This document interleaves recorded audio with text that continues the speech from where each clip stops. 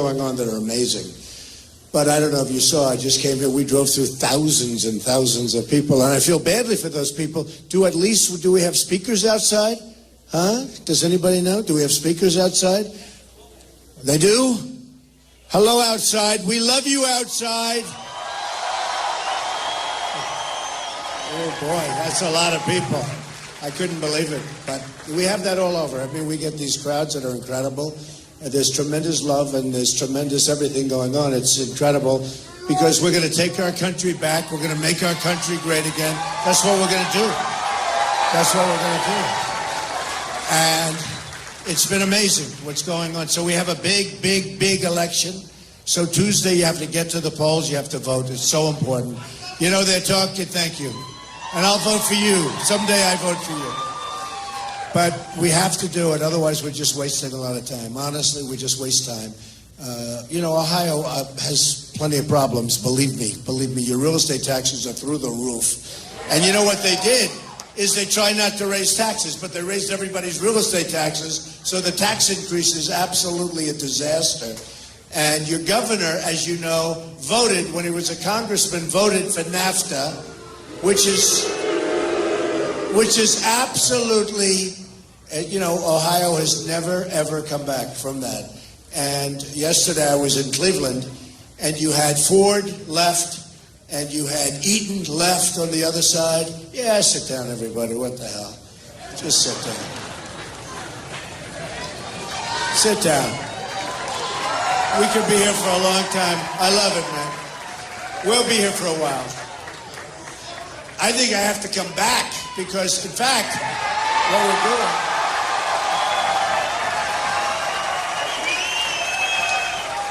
Thank you. Now, I have to come back, take care of some of those people, though. I feel badly.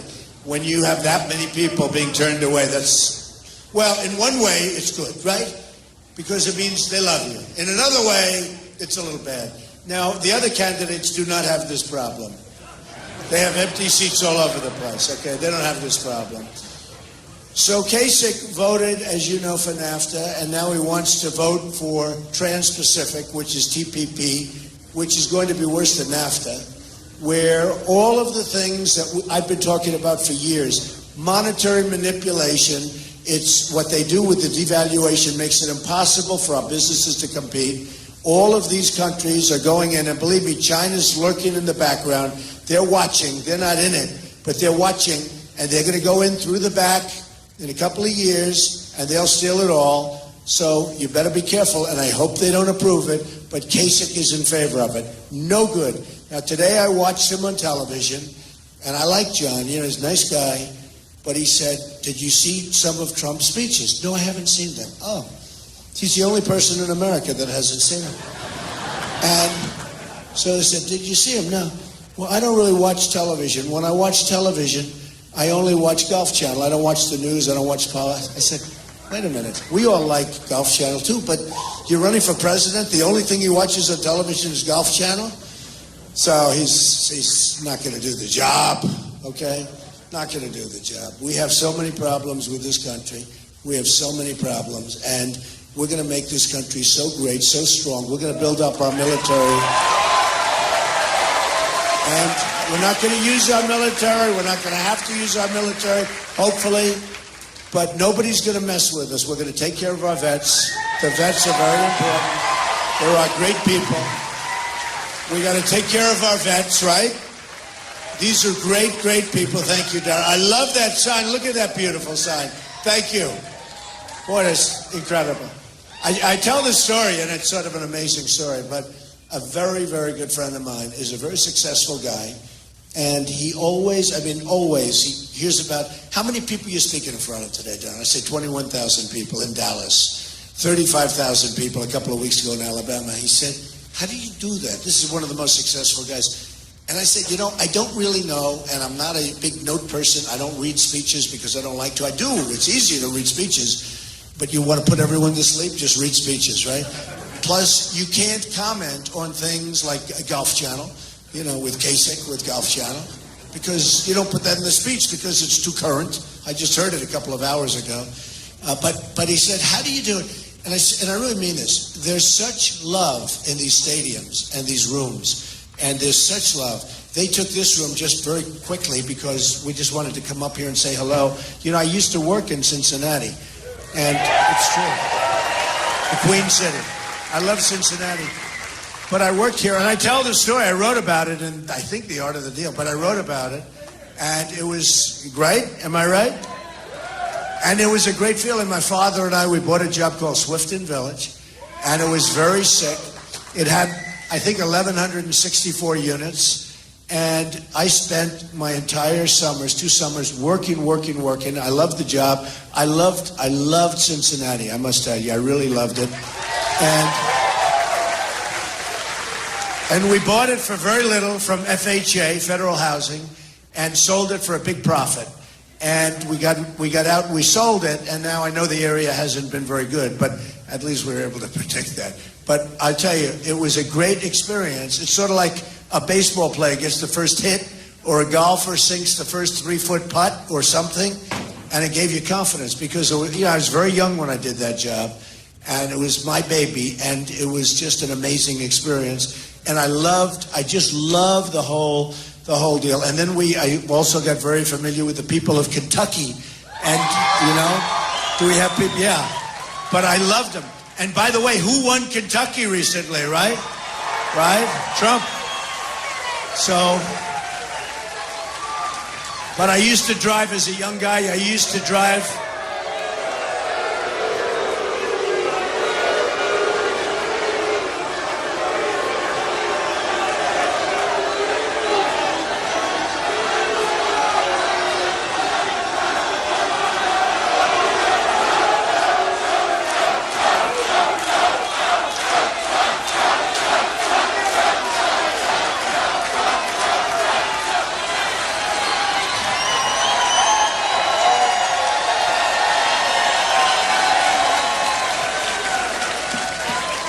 Well, it adds excitement, doesn't it, folks? You really ask, what are they doing, right? What are they doing? It's the same thing everywhere. Sometimes not so much. We had one yesterday where we had 7 or 8 incidents where they'd stand up and they'd say, oh, something, and everybody shouts them down. And, it's fine. Honestly, in certain ways, it makes it more exciting, okay, to be honest. It does. Makes it more exciting. We might have a couple of more. Anybody else want to stand up right now? So anyway, it's a shame that we wasted 2 tickets, though. 2 tickets where we have all those great people outside. It's a shame. But I used to drive to Kentucky Friday nights and spend time in Kentucky. True. And I just had a great time there. I mean, I loved Kentucky, and it was so amazing. When I went out and when I did this, I was not supposed to win Kentucky, right? And did I win in a landslide? We won in a landslide. So they must have remembered me in Kentucky when I was young, and they said, we're going to give him our vote, but it was amazing. But Ohio is so important. That Tuesday vote is so important because if we can do that, I think we're going to do great in Florida. Polls came out in Florida today, which are fantastic. Now, who knows? But who knows? I mean, I think we're going to do very well. Look, they have an absentee senator. He's absentee, totally. He's got one of the worst voting records in the last 25 years in the Senate. He doesn't vote. They put him in. He's a young guy. They put him in. And he goes out. You know who I'm talking about, right? Who am I talking about? Little Marco. Marco.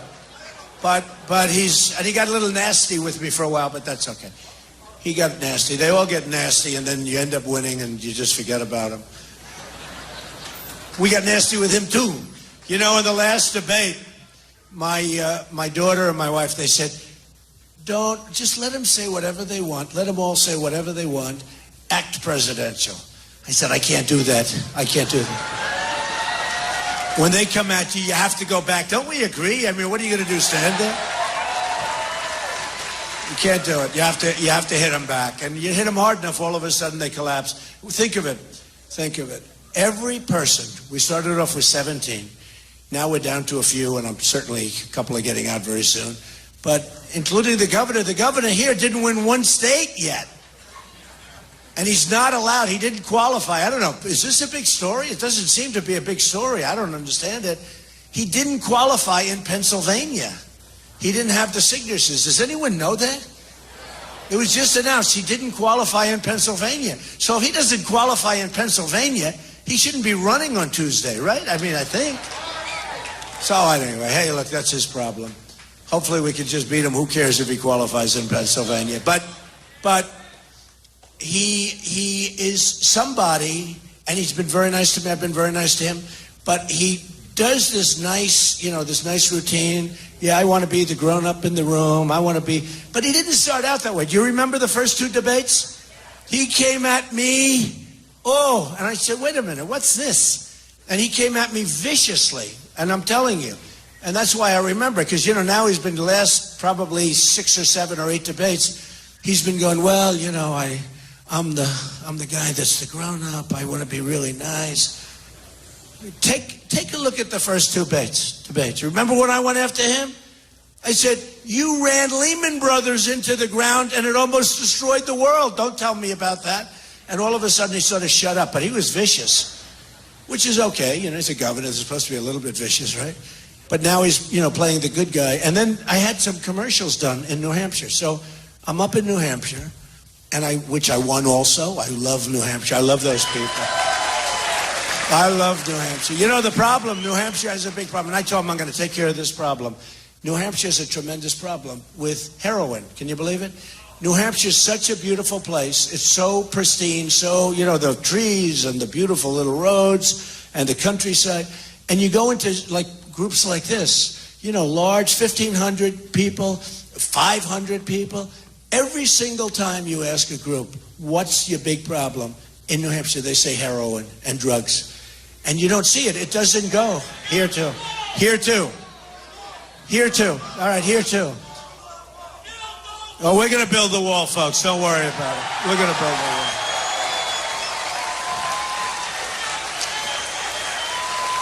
Think of it. We get the drugs, they get the money. Not a good deal, right? Not a good deal. No, we're going to build a wall, and Mexico's going to pay for the wall. It's very simple. Look, here's the story. Here's the story. Mexico going to pay $58 billion in trade. That's our imbalance. $58 billion a year. That's our imbalance. People don't know that. And these senators come up, Marco and Lion Ted. You know Lion Ted? He walks in, holds up the Bible, and I'm beating him. I'm just killing him with evangelicals because they don't like liars. Oh, they don't like liars. He comes in with the Bible, holds it up high, puts it down, and then he lies. I mean, I call him Lion Ted. And you know why he hasn't? He was supposed to win South Carolina because I think it's 68% evangelical. And Trump got the evangelicals. And that was the day after the Pope scolded me. But the Pope was told by Mexico that Trump wants to stop the border, and the Pope didn't like that. And the Pope really, I said, sort of interesting. So I'm getting ready. They're getting ready for the vote in South Carolina. And my people come up, Mr. Trump, we have a problem. This is the day before the vote. And I say, what? What's the problem? They said, it's the Pope. I said, the Pope?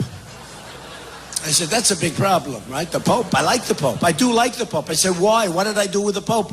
I said, let me ask you, is it a good thing or a bad thing? They said, not good. So the Pope hit me because he didn't like the fact that we're going to close up the borders. And people are going to come in, but they're going to come in legally. They got to come in legally. Okay. So, and the drugs that are poisoning our youth, they're not coming in, folks. They're not coming in. So anyway, okay, that's a long story. So I get this thing, and they say the Pope, and because he was with Mexico, and I like Mexico, and I have a lot of respect for their leadership, much smarter than our leadership, and that's why, we can't make good deals because our leaders are not smart when it comes to trade. Minor things like trade, military, healthcare, Common Core, all these things. They're not too good at any of it, okay? They're not good at anything. You want to know the truth. But so I get a call, say, the Pope. So then I saw the Pope was sort of angry because he was told by Mexico that I wanted closed borders. The Pope didn't know that tremendous crime is coming across the border, that drugs are pouring across the border, and just didn't know. He went, and the next day he was so nice. The next day the Pope was so terrific. and he did something. He issued something. I don't think it was exactly an apology. I don't want an apology, but he was great. We went to the polls, and I won South Carolina in a massive landslide. And Lyin' Ted got very few votes, and that was supposed to be his deal. But people don't know, they just don't like it when people lie. You remember with Ben Carson, by the way, who endorsed me yesterday, which was great. And remember in Iowa where Ben Carson was running, and all of a sudden the rumor was going out all over the place that he left the race. He didn't leave the race. Lyin' Ted said he left the race. He's not, and so vote for him. And you can't do that. You can't do that. And then right after the election, he went and apologized to Ben. A lot of good that does. They should have disqualified him. You want to know the truth. They actually should have disqualified him. And they had it down many different ways. So anyway, we're going to run, and we're going to do some incredible things, and we're going to bring our country back, and we're going to bring it back in every aspect. And frankly, Hillary is a disaster, by the way. You know that. A disaster. And despite all of the stuff you see with Bernie, it's not going to be Bernie, it's going to be Hillary. But unless the FBI does its thing, because she's got a problem. Anybody else, look at all the people that were so badly hurt by doing much less than she did, including General Petraeus, a good guy, destroyed. He was destroyed for doing much less than what she did. So let's see what happens. I'm sort of predicting that certainly they would have done it already if they're going to do it. How can they let her run and then all of a sudden do it? So let's see what happens. But I know she's probably doing okay. Did you ever see anybody embrace President Obama like she's embracing him? Oh, the president is great. He's great. We love this plan. We love that plan. We love everything. She loves everything. TPP, interestingly, she originally liked it. Now she doesn't like it. She wants, and then if he wants it, she's going to want it again. So I don't know what if you know his position, his position is I like it. So I assume she likes it because everything that he wants. Now, why is she being so nice to the president? They didn't like each other for years, right? So why? Do you know? That's right. That's right.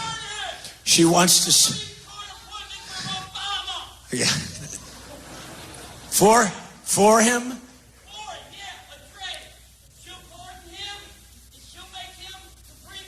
Oh, that's interesting. Hey, he might just executive order himself into that position. You never know. I mean, nobody ever heard of executive orders until this guy came along. And he doesn't do it where you get a group of people in the room and you make the deals. And you always make good deals for your side, but you make like Ronald Reagan and Tip O'Neill. But anyway, so look, we have so many problems. One of the problems actually is that problem, Supreme Court. If a Democrat gets in, you already lost in losing Scalia. That was a terrible thing because he was a great guy. But nobody ever thought that was going to happen. I mean, that came out of the blue. They were thinking others that were older, and they were thinking others, all of us, and that's the way life is. Things happen. You have no idea it's going to happen. That's the way life is. So we lost Scalia. So now, whoever the new president is could actually get up to 4 and maybe even 5 Supreme Court justices. So let's assume that Hillary gets in, and she's going to put, no, if you don't, and I'll tell you what, a guy like Ted Cruz can never beat her in the general election. Never in a million years will never beat her. But she gets in, she's going to appoint 4 or 5 judges. You will never, as a country, recover from that. That's one of the most important things. In fact, some people are angry. I used to be establishment. I was a big contributor and all that stuff. And then all of a sudden I said, run. And they said, Donald's running. He's not going to want our money. And if he doesn't want our money, he's not going to listen to us. I'm self-funding my campaign, folks. And they're not happy about it. They are not happy about it. Because when the pharmaceutical companies, which give millions and millions of dollars to these senators, when all these people and all these companies, they give it to the lobbyists and through the lobbyists and the special interests, the pharmaceutical companies, you look at oil and gas, everything is controlled in Washington. So when I said I'm running, when was the last time you saw somebody run where they said, I'm self-funding? Did you ever remember anybody? No. Did you ever remember? In Washington, they have lobbyists, and they have, like, Rubio up on their forehead. It's emblazoned. I take care of Rubio. I take care of Cruz. They have these people. They're lobbyists. They're very good. You got to pay them a lot of money, and they go in and they get you what you need. You know, usually they get you what you need. But these guys are totally controlled. Like the drug industry does very little bidding. They bid like, you know, they get like, if you go to the drugstore and buy drugs to make you better, right? I mean, you're paying the same price. The United States is the largest drug buyer in the world. Wouldn't you think we'd be able to buy pretty well? We don't buy. We don't bid. And then you look at it, you know, people like Woody Johnson of Johnson & Johnson was in charge of Jeb Bush's campaign. So what would happen if Jeb got in? Jeb didn't make it. I guess you probably heard that Jeb didn't make it. But he says, low energy.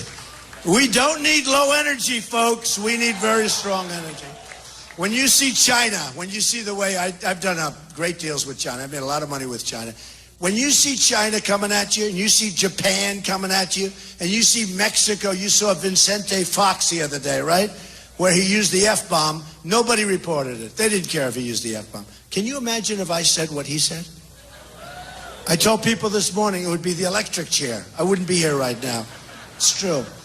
But he said, we will not pay for the wall, which made me actually happy because 2 years ago he said, we won't allow a wall to be built. So now we've already got the first. He's allowing a wall. But he said, we will not pay for the you-know-what wall, right? And they're going to pay. And the reason they're going to pay, very simple, with the kind of money that we lose on Mexico in trade, with a trade imbalance, when you have a trade imbalance of $58 billion a year, a $10 billion wall is peanuts, right? So when these guys come off the stage, you don't really mean that Mexico's going to pay for the wall. I said, of course they're going to pay for the wall. But Vicente Fox was so angry when he did that interview. I don't know, I think it was with CNN. Was it with CNN? They're all back there. Look at them. What a lot of... The most dishonest. You know who's really dishonest? The New York Times. They write stories. They never even call me. You know, you don't even have... They write stories. They're so inaccurate. They don't care. It's a badly run newspaper. It's a horrible... It's failing. It's going to be... Well, it'll either be out of business or a very rich person will buy it and just have it as a lavalier. But the New York Times is the worst newspaper. They do a big story. They won't even call you for a comment. They don't care. And when you call them because you want to comment, like I had a person recently for something, call. No, we don't want your comment. We don't want to comment. They write a story. And then it's all wrong, and they couldn't care less if it's wrong. That's why I said we have to do something with the libel laws, folks. You have to, when you're libeled, you have to be able to go and sue a newspaper and get them to change, and in addition to that, get some money. Now, that's not freedom of speech. That's not to change. All we want is for them to be honest. But when you have a dishonest newspaper like the New York Times, you have to be able to sue them. You have to be able to do it because the level of dishonesty, and that's why I talk about so many of them, but the level of dishonesty of the press is beyond belief. Far greater than you would ever think. Believe me, because you don't see it as much. I see it. I see it. They do stories that are so bad, that are so wrong, and knowingly wrong. They do it for headlines. They do it for whatever. And they're all having a hard time. You know, they're losing money. But a lot of them are losing money because people have given up on them. Like, for instance, I go around, and whenever I talk about the media, the place always stands up and boos the hell out of the media. They're less popular than politicians, which is pretty amazing when you think of it.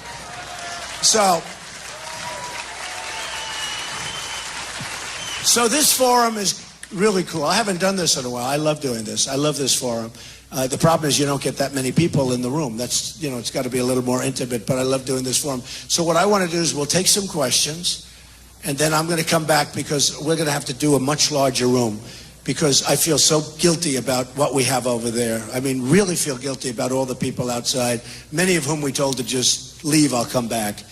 Even if I come back after the election, I'm coming back, okay? Well, let me put it this way. If I win, I know I'm coming back. If I lose, yeah, maybe not. Okay, go ahead. Nice hat. Cincinnati. Oh, we love Cincinnati. What do you think? Hey, by the way, Pete Rose, let him in, right? Right, yeah. What are they doing? Mr. Trump. You know, before you start, wait, Charlie Hustle, right? So I watched him, and he was a great player. And it's so ridiculous. Don't you think he's paid the price? First of all, he didn't bet on he bet that he would win, not on the other team or anything, right? But look, he's not supposed to do it. It's a terrible thing, all that stuff. How long has he been waiting? Like 30 years, 35 years? He's got more hits than anybody. He was so good. I still remember when he went into second base and he took out Doug Harrelson, right? Right? That was the name of the second baseman. Good. That means still good. But, you know, we got to let Pete Rose into the Hall of Fame. And, you know, Charlie Hustle. If I were the commissioner, honestly, I would do it. He would be so popular. I have never met a group, even people that just used to root against him, which was hard to do because he was really good. But even people that used to root against him, they'd say, let him in. And I don't know what Major League Baseball is doing. Who cares? But let Pete Rose into the Hall of Fame. Do you agree with that? Better agree. Okay, go ahead. This guy agrees. I can tell you with that hat on. I love you, Donald Trump, man. You're the future of America.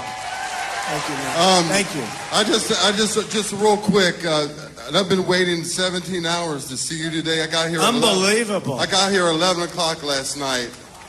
I was the very first one here. I just wanted to know, and I didn't get front row. I'm in the second row. But with that said, were they here before you? No. Right? That's pretty good. I would love to get a picture with you before I leave today. I'll do that. Thank you. Okay. Thank you. Go ahead. Right over here. Hi, I'm Robin from Cincinnati Soldiers Support, and I have a very special person here with us today, Mr. Keith Maupin, and I think everybody in this room knows who Mr. Maupin is. Where? Mr. Keith Maupin. Keith, stand up. Hey, Keith! I'm going to let Keith ask the question. A lot of courage, right? Keith is a veteran, and his son was captured in Iraq, and he was killed. And Keith would like to ask you a question because we all know that you support our veterans, POWs, more than anybody and by everyone far. else. Mr. McCain, he went through years of trying to get his son back. John McCain would not help him. We know that you would help our POWs. John McCain has not helped a lot of people like he should. That I can tell you. That's true. Go ahead. How are you doing? How are you? Sir. Nice to see you. Go ahead. I come here because you made a comment to John McCain that you don't think that captured soldiers are heroes. Oh, no. I never did that. Well, what I want you to do is just clarify that for me because I think it's important for all these people here, and for a lot of veterans that's in Ohio, especially Ohio. And I know what you were doing. You know exactly what I was doing. But I wanted you to they are explain heroes, that. just so you understand, and real heroes, okay? You know that. Thank you. Oh, that's for me. Wow. Thank you. Very nice. I like that. Thank you. You know that, okay? Thank you. Thank you very much. Appreciate it. Okay, who else? Go ahead.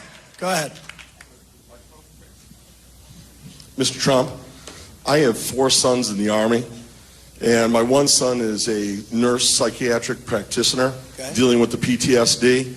He tells me every day that my son, Lieutenant Kordick, is overwhelmed dealing with this. What are your plans to help him out? And he does want to support you. You're talking at the VA? No, he actually is a lieutenant in the Army. He's a nurse practitioner, psychiatric nurse. Right. So he's the one they see first. And the biggest issue, he says, that no one in the VA, very few of them, understand what they have gone through. He's telling me that it's better that they have some help. They need more help on the psychiatric side to help him transition these soldiers out. And he has none. He says he's totally overwhelmed. And he says, we got to get the soldiers who are unemployed, who don't have jobs. He said, I would love to have them help me to deal with this. And there's nobody else. And one other quick thing. We need a new first lady since Nancy's gone. Okay, well. So, that is such a big problem, and I hear it from so many different people. And also, I mean, the big problem is with the VA. It's horribly run. It's a corrupt enterprise. It's really corrupt. And you look at what's going on in Phoenix with the VA, it's a disaster, a complete disaster. We're going to take care of the problem. They are having a tremendous problem with that. I fully know it. I fully understand it. We're going to do something about it. We have no choice. We have to do something about it. The truth is, we have to treat our veterans much, much better. Our veterans are not being treated well, right? Thank you, man. Thank you. How about over there, the young man in the middle? Go ahead. You get up together? Good. I like that. Hi. You know each other? Yeah, we're Yeah. together. Hi, Okay. this is my friend Lily. We're both from Dayton, Ohio. We were actually at your rally yesterday. Good. So- Was it good? Was Yeah, it it good? was amazing. Yeah, it was amazing. Oh, it's a great rally. But actually, we're both interns for Senator Portman here in Ohio, and we volunteered for your campaign. But we were just wondering, maybe you heard or maybe you didn't. John Husted, just earlier this week, refused to let 17-year-olds who are even going to be 18 by the general election not vote in this primary. And I know that a lot of young voters, a lot of people we talk to support Bernie or Hillary, and he is a Republican. So what do you feel about that? Well, you know, interestingly, we have a lot of young people. They don't talk about it. You saw yesterday and you see all the time, and yourselves. We have so many young people at these rallies. It's incredible. Look even here. Look at this. Look at all these. Oh, stand up, all you young people. Now look at. No, we have.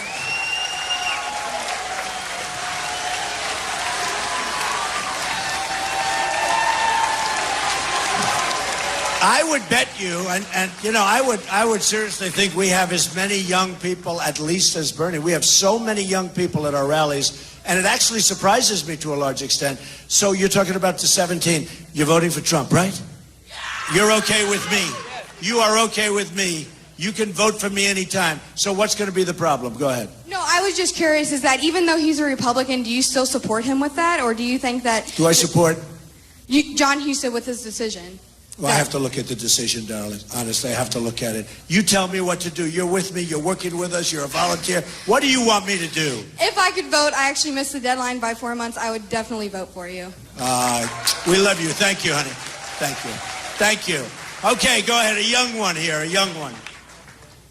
You are young. How old are you? I'm a 7th grader. Wow, that's beautiful. So many young people. So many young people. Go ahead. I'd like to know what you would do for my education in the next 4 years. Number one, your country is going to be safe. Because, you know, if you don't have a safe country, and with people that aren't very good at what they do, like the people running our country now, you might very well, and don't underestimate this, you might very well not have a safe country. And it's so important. You know, the number one thing we have to do is security, safety. And I'm not just talking at the border. I'm talking about our military. We have to build it up. We have to replenish it. You know, a friend of mine has a son who is he served 3 terms over in Iraq, 3 tours. And he comes home and I see him. And his biggest complaint is that the enemy has better equipment than us, and it's our equipment. So we give the equipment to people that we think are working with us. You know, the old story's been going on for years. And if bullets fired in the air, they drop the equipment and run. Brand new Humvees, brand new everything. And he's saying, we have older equipment, and they have beautiful new stuff. And it really bothers the hell out of him. So we're going to take care of that, folks. We're going to take care of it. We're not going to let this kind of nonsense happen anymore. We're going to work very hard on education. Just so you understand, Common Core is dead. Do you know what Common Core is? And most important thing we can do in terms of education for you and your age, we're getting education out of Washington, D.C., run by the bureaucrats, and we're going to bring the education to the local area. You around this area?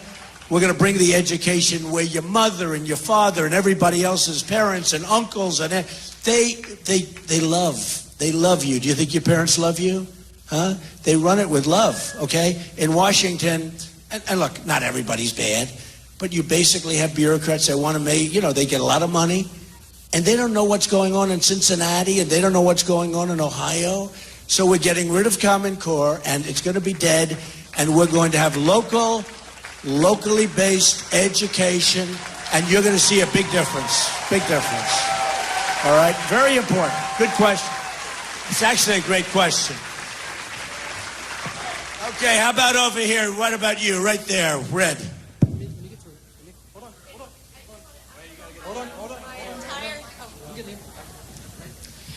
I'm from Ohio. My name is Misty, and my entire family is from Kentucky. They were all very happy to vote for you in the Kentucky primary. Thank you.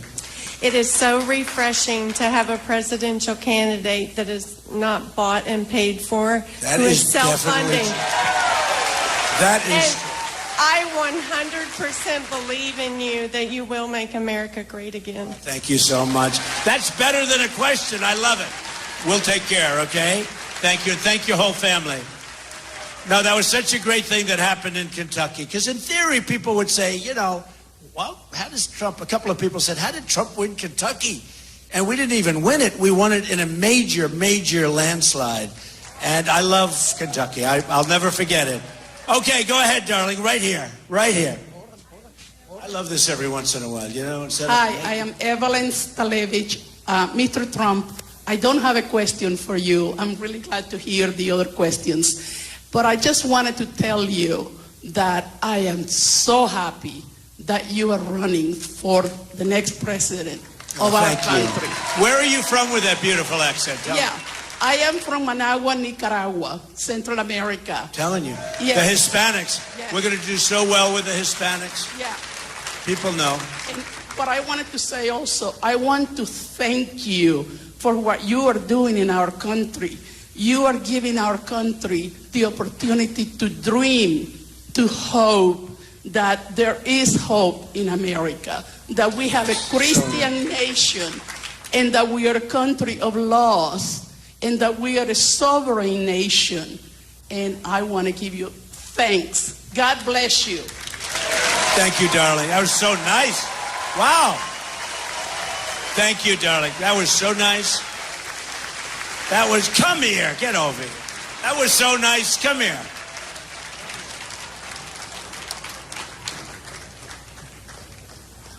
That was so nice.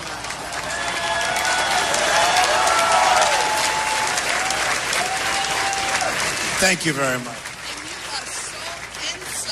I love your blue eyes. Thank you very much. That's so nice. Thank you. Okay, who has a good question? Who has a good one? Let's go. Let's go. We got to go here. Go ahead, the big, strong guy here. Right here. I'm coming. Everybody lean me in. Go ahead. Just got out of football practice. Hi, I'm Zach. I'm from Kentucky. I have one question. What day in office will you put Hillary in prison?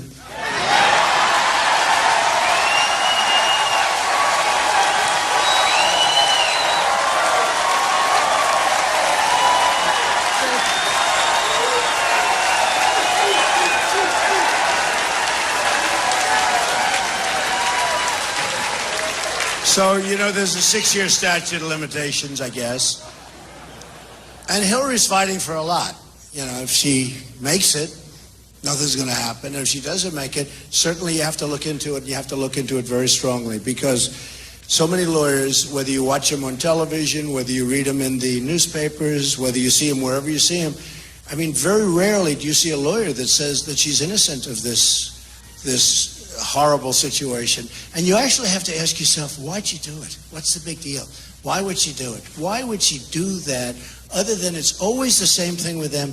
It's sneaking around the corner. It's sneaky, dirty stuff. It's gone on like that for years. It's gone on like that for years. So I will tell you, you know, number one, it's not me, but certainly people are going to look. And you know what? If there's anything wrong, and you have to do it, you have to do that. You have to do that because so many people have asked me that same question, and you have no idea. And she's being protected. Look, let's face it. Look, it's not complicated.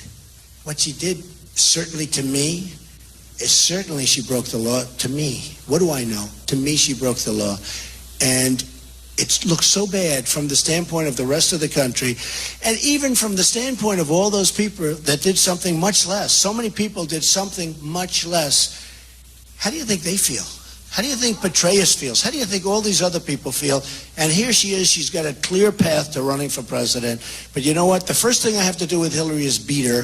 The next thing we'll do is we'll look into that. And we'll beat her. We'll beat her. And you know, it's interesting. We haven't even started on her yet. I got to finish off we have to finish off the deck.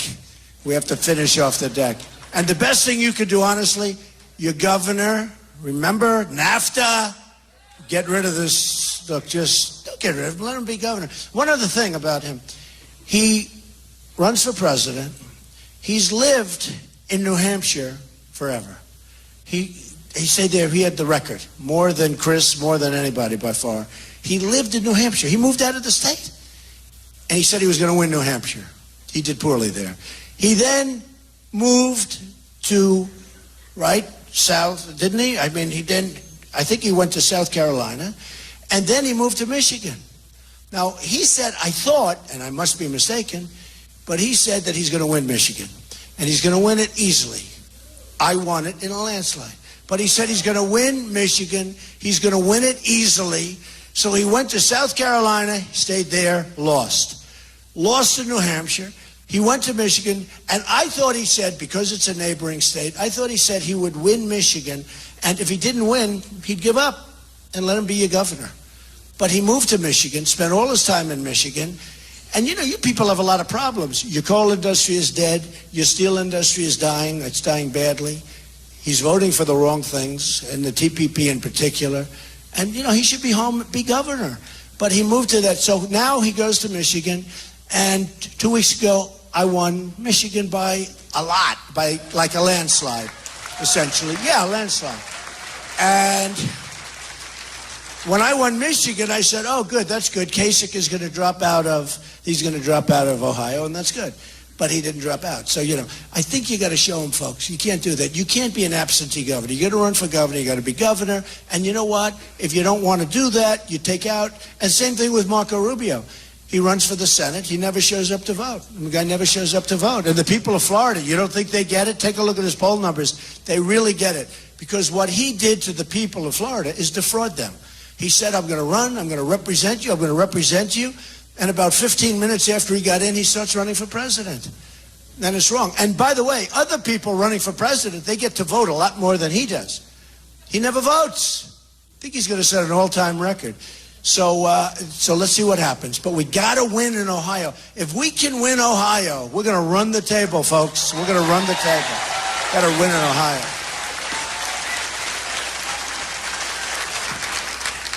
Go ahead. Give her that mic. You just shout it out. Go ahead. You got it. Yeah. Go ahead.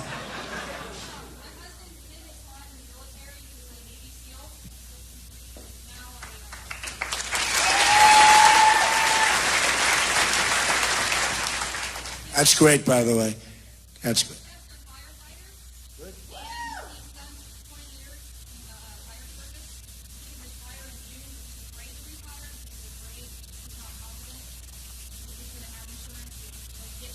A lot of people are in that same. They want to retire. They're afraid that they're not going to have anything to go by. They think their insurance companies are going bust. They think a lot of problems. Look what's happened with the stock market going down. Did you get affected by that? By the stock market going down? In terms of values, you've been affected. A lot of people have been affected. So go ahead. What's your question? We're going to make this country so strong. We're not going to stand for losing $500 billion a year with China, for losing $58 billion with Mexico, for losing hundreds with Japan. We're going to make our country strong again. You know, our military, okay? Our military, everyone sees our military budget. They don't realize we take care of Germany. Nobody even probably knows that. We take care of Japan. Do you know that if we're attacked, we have a treaty with Japan. If we're attacked, Japan doesn't have to help us. If Japan gets attacked, we're in the Third World War. We have a new war going on, okay? Now, what kind of deals are these? What kind of deals? But we take care of Japan. We take care of South Korea. I love all these countries. I think it's great. Except we owe $19 trillion. Can't do it. We got to be, reasonable. We can't do it.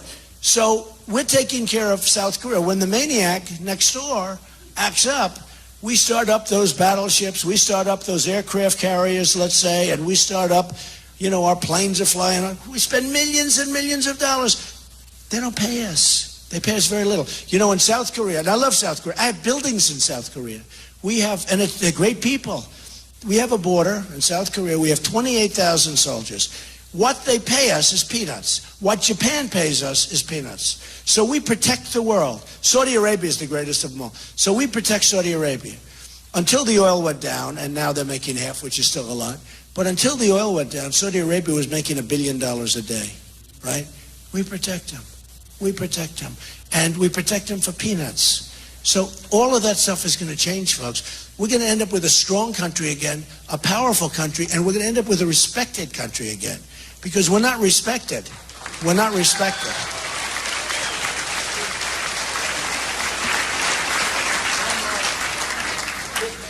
All right, 2 more questions. Come on. 2 more questions. What's your question? Excuse me. My name's Roger. I'm here in Cincinnati. I'm also the CEO of the Motorcycle Rifle Association. And we've endorsed your We campaign. are going to save the Second Amendment, That's right. Roger. I got something for you. That's what I was asking about. Throw it. Throw it. There you go. Yeah, give it to me. There you go. Whoops, Get me that card, would you please? Thank you. Get me the card. Thank you very much. Get me that That's card. what we're concerned about. So you endorsed me? Yes, sir. I we heard did. about we that. Endorsed. You heard about it. Yes, I we heard about it. were actually Thank you. participating. I'm glad That's I told him to stand That's up. your membership card. A lifetime membership. I like it. Good deal. Good. Thank you. And we're So covering good. a lot What's of your motorcycle rallies right now for you. And that it's a funny thing. I don't get it, but I do get it. Do you know the motorcycle guys love Trump? Do you know that? Every place I go, right? And I'm not too much on the motorcycles, right? But every place I go, there's hundreds of guys with motorcycles, and they say, "We love you, Mr. Trump, we love you." You know what they love? They want to see a strong country. They want to see a strong military. They want to see a strong everything. They want infrastructure. They want our highways fixed. I mean, if I'm driving a motorcycle, I don't want to go over potholes, believe me, okay? Not good. But the motorcycle people love Donald Trump. Go ahead, darling. Go. Jerry's great. I know Jerry.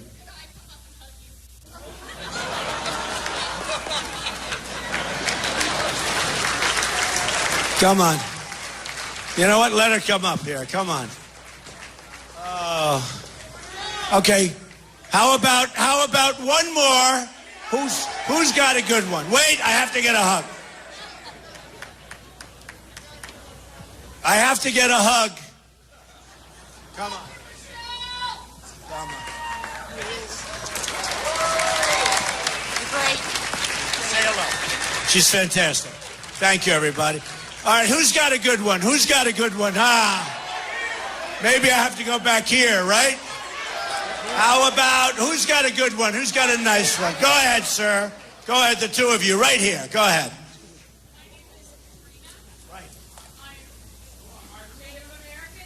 Here you go. My name is Katrina, and I'm Native American. Great. My native name is Woman Who Sees. Ah. Do you know that all of the other ethnic groups that we've supposedly done things to have been apologized to, but at no point the Native Americans have been apologized to? After you take the oath, maybe in the first month or so, you could say, "I'm sorry as I could be that we did what we did to you." Well, I'll certainly look into it. You know, I haven't been big on apologizing. You do know that, right? They complain Trump never apologizes. I'll look into it. We're going to do one more. I'm going to look into that. Okay, let's go. One more. Come on. We want a good one. Give me a fun one. Give me a fun question, okay? All right, go ahead. It better be good, because I don't want to leave with a bad question. Come on. Worst thing you can do, you do well, you do great. Everybody's having a good time. And then we get a bum question. What are you doing? Just stay there. Go ahead. Relax. Go ahead. Okay, Mr. Trump. First of all, I want to thank you and your family, for stepping out in faith to take this country forward. I so far like this question. Okay. The second thing, and I know what impressed me the most about you, is your strategic ability to get things done. If I was to ask you in a unified manner, because you got people on one side of the aisle, the other side of the aisle, which I disagree about the aisle anyway. I think we ought to be working together. But strategically, what could you do, or what do you see yourself doing in your plans to improve and bring leadership and dedication and integrity back to Washington, D.C.? Well, let me just tell you, and it's sort of the kind of question that's very important, not exactly the most exciting question, but you know what it is? You know what it is? Look, you have an ability to lead. You either can lead or you can't lead. And you can learn something about leadership, but basically you're a leader or you're not a leader. I'll get people together. We're going to make great deals. We're going to make conservative deals. We're going to make wonderful deals. We're going to get along with people. We're going to get along with Democrats. We're going to get along with liberals. We're going to make deals. You know, you can't have Obama, just everything he signs an executive order, and then they'll start getting thrown out by the courts at some point, and maybe not, because if the Supreme Court goes the way, I mean, all of these things will be upheld. But look, we need great leadership. We just discussed with this man's this great question, we're going to be leading on education. Get rid of Common Core. We're going to lead on education. We're going to lead on health care. We're going to get rid of Obamacare, repeal and replace. We're going to lead with our military. We're going to lead at the border. We're going to take care of our vets. We're going to do so good. And you know what's so important? We don't win anymore, folks. We don't win anymore. You know, you look at our country. When was the last time you saw victory with our country? We don't have any victory. We have a military, can't beat ISIS, right? Can't beat ISIS. You look at our great generals of the past, they're spinning in the grave. They can't beat ISIS. And we don't fight them. We don't fight to win anymore. We fight to be politically correct. If you're going to have an enemy, you got to win. You got to win. Look at the way I'm doing. I mean, you got to win. You got to take them out. You got to take them out. So look, folks, we're going to start winning again. We're going to be the smart country. Right now, we're not a respected country. We're going down. We're going in the wrong direction. We're going to start winning on health care, on borders, on military. We're going to win so much. You're going to be so happy. You're going to remember this day, and you're going to, more importantly, remember Tuesday when you go to vote. And in 2 years, and 3 years, and 10 years, you're going to say there was a single greatest vote I ever cast. I love you. I love Ohio. I love Ohio, and I love Kentucky. And I hope you go out, and I hope you vote and bring us home a big, beautiful victory on Tuesday. We will make America great again.